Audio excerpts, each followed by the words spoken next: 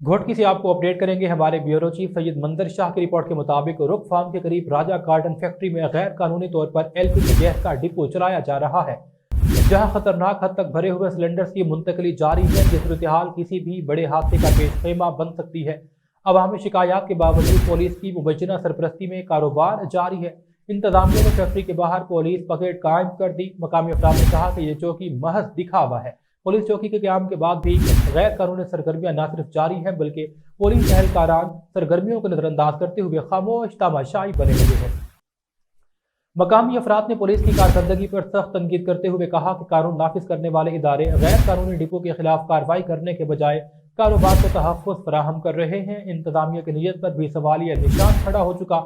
समाजी सियासी रहनुमाओं ने पुलिस के रवैये की मजम्मत करते हुए फौरी मामले की शफाफ तहकीकात और मुलज़्ज़िम अफसरान के खिलाफ कार्रवाई का मुतालबा किया है। समाजी रहनुमाओं ने अवाम से अपील की है कि वो इस मामले पर खामोश न रहें, गैर कानूनी कामों के खिलाफ अपनी आवाज़ बुलंद करें ताकि इंसानी जिंदगियों को खतरा कम हो सके।